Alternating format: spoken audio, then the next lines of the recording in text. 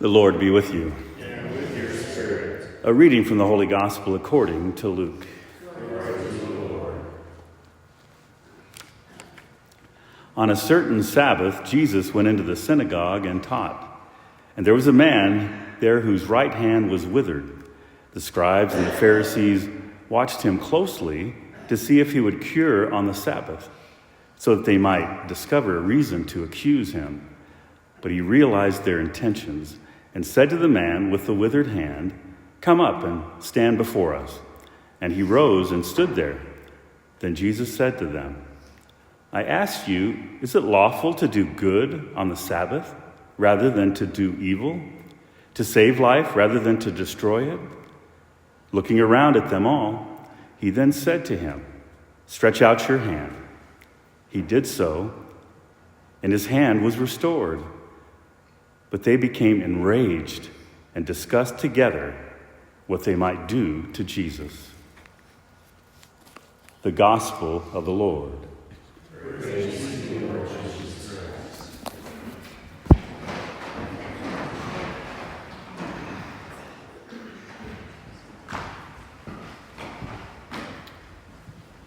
One of the things that drives our Lord the craziest is the Pharisees' obstinance towards the practice of the letter of the law and not the spirit of the law. So, hey, you're not supposed to do anything on the Sabbath. So they bring to him this man with a withered hand, or at least he was already there in their midst, but they watched him to see if he was going to cure him on the Sabbath. And when our Lord did, they became infuriated. However it said it, they became, infuriated at our Lord's healing on the Sabbath, the seemingly breaking of the letter of the law.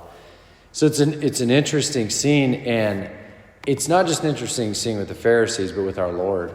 And if you look at Mark's gospel of this same scene, when it says that Jesus brought the man up in front of him, and then he asked the question, is it lawful to do good on the Sabbath or evil?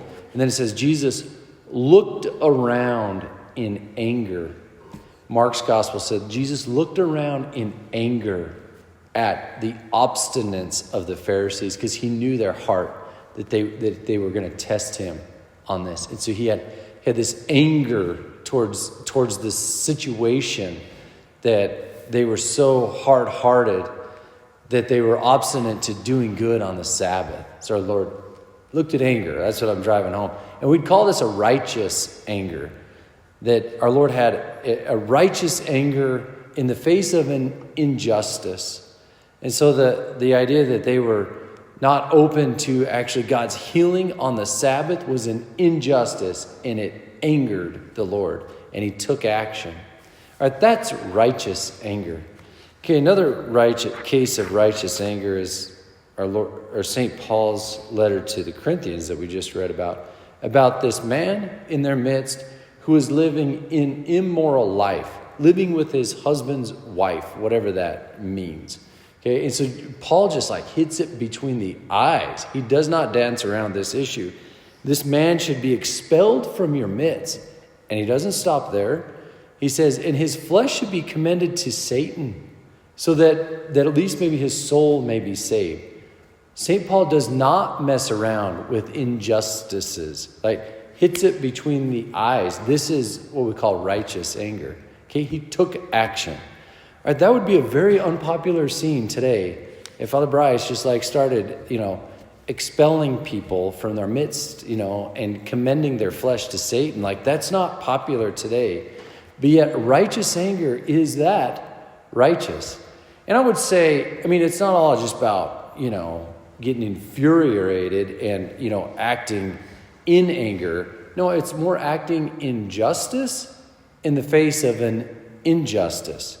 It doesn't mean blowing our top by any means. Jesus didn't do that. Paul didn't do that. They just acted. They just acted righteously in the face of an injustice. St. Peter Claver did that too. Okay, think of, he's down in Colombia. They're bringing all these slaves from Africa to work down there. They're in the holes of the boats. Immediately when those boats arrive, Claver's in there. He's in the hole, ministering to those people in need. He ministered, he faced the injustice of that inhumane treatment with justice and charity. And it's funny, or it's not funny, it's beautiful in the writings of Claver. It says that he spoke to them with his actions. He spoke to them with love because words would not do. He spoke with their actions. Like he faced the injustice with justice. That's righteous anger.